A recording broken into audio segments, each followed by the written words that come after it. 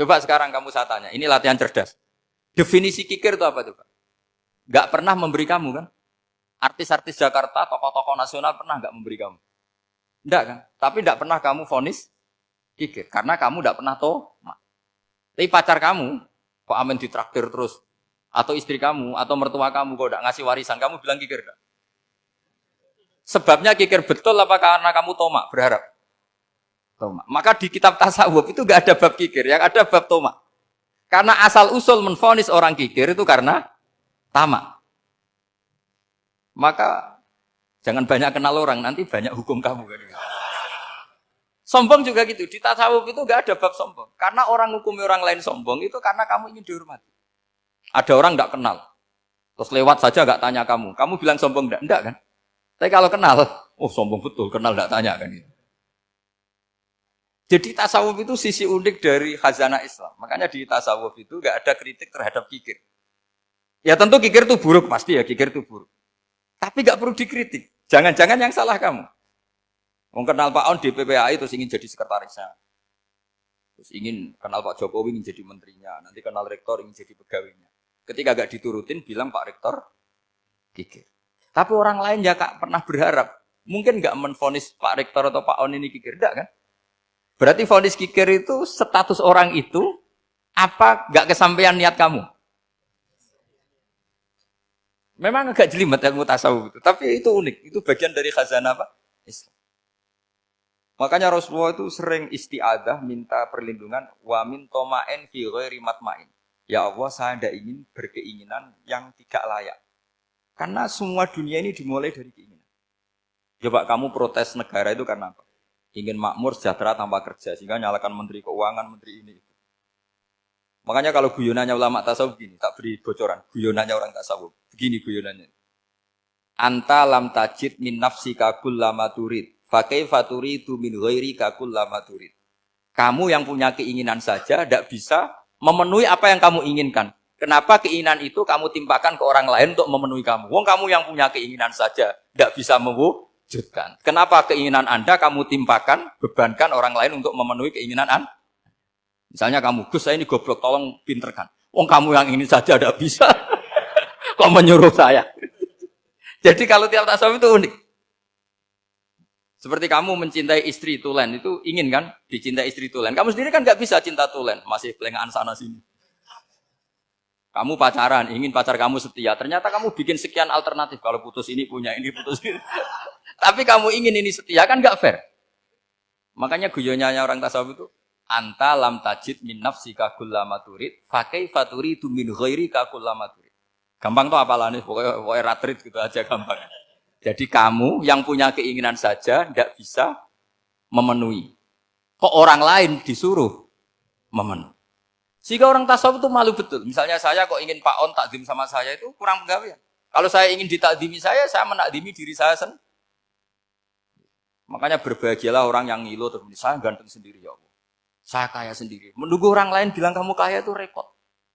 Menunggu orang lain bilang kamu hebat itu ya sudah bilang aja, ya Allah saya hebat, ya Allah saya ganteng, ya Allah saya cantik. Daripada menunggu orang lain bilang apa? Cantik. Jadi ilmu tasawuf itu unik. Jadi kalau fikih itu yang dikritik itu kikir. Kalau tasawuf enggak toma. Karena orang yang kamu vonis kikir itu jangan-jangan tidak kikir, tapi mementingkan yang lebih penting. Misalnya ada teman yang tidak pernah naktir kamu, ternyata punya ibu sakit, uangnya dianggarkan untuk ibunya yang sakit, atau anaknya sekolah, atau keluarganya masih butuh biaya. Sehingga sama teman dia kikir. Hakikatnya kikir apa mementingkan yang penting? Tapi kamu karena gak pernah ditraktir menvonis kikir. Nah, ini pelajaran. Jadi makanya yang dianteni ilmu tasawuf itu tomak, tamak tadi kalau dalam bahasa Indonesia, bukan kikir. Karena vonis kikir itu akan disematkan orang yang tidak kesampaian hajatnya. Makanya bapak saya itu keluarga kiai itu ajarannya itu. Yang penting jangan berharap dari orang lain. Ini Pak On saksinya, saya dulu benahin terjemah itu enggak pernah ingin diperlakukan seperti ini. Yang ngaji aja. Karena pikirannya keluarga kiai itu sederhana. Kalau ngamal ya ngamal saja. Ngamal itu heroik. Makanya buyut-buyut kita semua ini kan pahlawan semua. Membela negara Indonesia jadi merdeka. Ya enggak pernah kebayang jadi presiden, menteri. Tapi sekarang enggak, ngamal sedikit saja harus jadi menteri jadi. Ini bahaya kalau dalam kelangsungan bernegara karena orang biasa transaksional. Awal negara ini dibangun berdasar heroik bukan berdasar apa? Transaksi. Tapi sekarang orang akan membiasakan itu. Apa-apa itu transaksional. Ini tidak bagus untuk kelangsungan bernegara. Apalagi kelangsungan beragama. Sehingga seperti saya ini masih punya desa-desa binaan di Sragen, di pedalaman Papua sekalipun. Saya punya santri banyak di Papua. Itu kalau cerita itu unik-unik. Itu mau Jumatan, itu enggak ada orang 40. Sudah datang setengah 12. Itu datangnya 3 jam. Di situ mau ketemu santri 3. Semua, karena ya akhirnya mereka tanya gini Pak. Pertanyaannya itu lucu. Gus, boleh enggak Jumatan orang 3? Secara fikih Syafi'i kan harus orang 4. Kemudian mereka tak bilang, buat sholat duhur saja. Mereka enggak mau. Wong Jumat-Jumat kok duhur. Harinya kan Jumat, masa sholatnya? Sehingga kita yang jadi kiai akhirnya nyari fikul madzhabil arba. Nyari fikih madzhab 4. Ternyata Imam Malik membolehkan orang 6. Ada yang bilang 12. Yang penting keceluk jamun. Jamun itu kelompok. Kalau 3 kan belum keceluk apa? Belum disebut apa? Kelompok. Ini penting saya utarakan supaya kita berjuang itu bukan karena service seperti ini kayak di Ulil Albab, masjidnya keren, kampus swasta tertua, terus termasuk nomor 1, 2 di Indonesia. Oke, kita syukur dengan kebesaran UI. Tapi yang namanya dakwah itu menjadikan orang tidak tahu menjadi tahu, termasuk kepada desa-desa tertinggi. Sama. Yang namanya menteri itu pembantu presiden untuk memenuhi kebutuhan rakyat banyak. Sekarang misalnya menteri pertaniannya itu hebat, cerdas, tapi petani nggak mau nandur padi mau apa? Coba yang membantu ketahanan pangan itu para petani mau nanam padi apa karena menteri pertanian? Karena petani mau nanam. Ya sudah GR saja, kita pembantu presiden semua. Karena ikut menyumbangkan ketahanan pangan. Tapi kamu kan nggak digaji, kita keren, ngamal tanpa harap gaji. Ini penting. Supaya Anda itu nggak hati kecil gitu. Ikut menyumbang negara tanpa ingin dapat gaji. Keren nggak? Nah itu nubuah. Apa? Nubuah. Orang Ansor itu seperti itu. Sehingga ketika Rasulullah wafat dan ada kompetisi kepemimpinan, itu orang Ansor gak ikut. Sudah kita makmum saja, silahkan dibagi di saking baiknya orang Ansor. Nah, makanya saya ulang lagi ya. Kecerdasan nubuah ini yang gak difahami orang Khawarij. Orang Khawarij cara berpikir, yang kerja banyak harus dapat banyak. Sementara kecerdasan nubuah enggak. Yang biasa memberi, terus memberi saja, biar derajatnya tetap al-yadul ulya.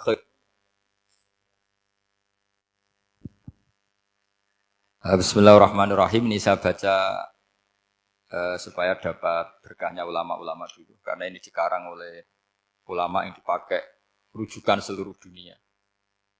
Begini, qala Ibnu Taimiyah, ma'rifatu sababin nuzuli yu'inu ala fahmil ayat. Jadi mengenali asbabin nuzul itu membantu memahami secara benar ayat itu. Karena tadi kalau ayat itu dipotong, itu maknanya bisa kacau kayak tadi famastam ta'tum bihi minhunna fa'atuhunna ujuruhun. Kalau diterjemah itu kan mendukung kawin mut'ah. Kalau terjemahnya saja perempuan siapa saja yang pernah kamu nikmati, yang penting kamu bayar. Itu kan aliran sesat dan menyesatkan. Itu konteks asbabun nuzul tidak seperti itu. Perempuan yang sudah menjadi istri kamu. Seorang lagi perempuan yang sudah menjadi istri kamu. Jika sudah kamu hubungan intim, maka maharnya harus dibayar penuh. Tapi kalau belum hubungan intim, maharnya hanya wajib separuh. Fanis suma farottum illa ayafuna au ya'fu alladhi biyadihi uqdatun nikah. Tapi tadi kalau di Indonesia gimana Gus? Ya itu yang repotnya. Maharnya itu tadi mau kena atasan dan apa? Bawahan. Wah kacau kalau di Indonesia. Sehingga kita bingung kalau dalam logika Arab kan gitu. Bayangannya kalau cerai, kata Allah fala ta'khudhu min syai'at.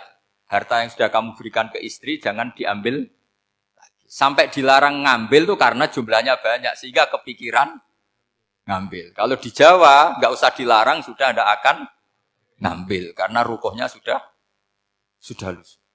Itu susahnya baca Quran di Jawa ya. Karena dari awal maharnya terlalu apa? Kecil. Terus beliau Imam Suyuti termasuk di sini menyontohkan yang pasti salah kalau difahami yaitu tadi ayat apa itu fa'ina matuwalu fastamma napa wajib. Jadi beliau terus meringatkan betapa pentingnya mengenali asbabin nuzul. Karena asbabin nuzul itu gampang. Saya ulang lagi, asbabin nuzul itu gampang. Gampangnya begini ya, kan ada satu peristiwa. Misalnya begini, Rasulullah itu kan mengkritik penuhanan Lata dan Uzza. Berhala-berhala itu dituhankan, dikritik sama Rasulullah. Kemudian mereka begini, karena mereka biasa personifikasi Tuhan. Muhammad, kalau Tuhan itu tidak Lata Uzza dan itu terbuat dari batu, lalu Tuhan Anda itu dari apa? Amin fiddotin audhabin, lalu Tuhan Anda ini dari emas apa dari perak? Karena mereka nggak bisa membayangkan Tuhan tanpa dipersonifikasi. Terus Allah menurunkan qul huwallahu ahad, Allahus somad, lam yalid wa lam yulad wa lam yakul lahu kufuwan ahad. Karena otaknya mereka sudah begitu, yang namanya Tuhan itu harus dipersonifikasi.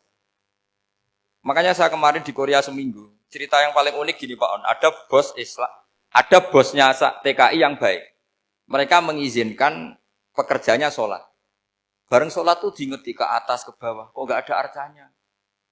Sehingga setelah sholat dibilang, apa saya belikan berhala sekalipun? Karena gak kebayang, ada orang sholat kok tanpa berhala, tanpa Tuhan. Yang kamu sembah itu mana? Kok gak ada? Apa tak belikan? Jadi unik. Nah teman saya yang satu unik lagi, dia termasuk pegawai Garuda, yang derekno saya ke Korea itu orang pegawai Garuda. Dia karena orang kaya biasa ke Eropa kemana-mana. Singkat cerita dia sholat di mall, karena nganggep Korea itu sudah negara maju kayak Eropa. Setelah sholat di mall pas asar itu, security-nya nelpon polisi. Pak polisi di sini ada ritual teroris. Jadi kalau menamakan sholat itu ritual. Jadi artinya apa? Ritual-ritual yang kita lakukan itu macam-macam cara pandang. Orang ateis itu kan Cina kan Korea itu kan ya Cina lah, Korea, Jepang, RRC itu kan sipit. Itu ya yang namanya ibadah sembahyang harus ada patungnya atau ada arcanya atau ada benda-benda. Orang Islam kan nggak ada sama. Makanya mereka itu kok bisa?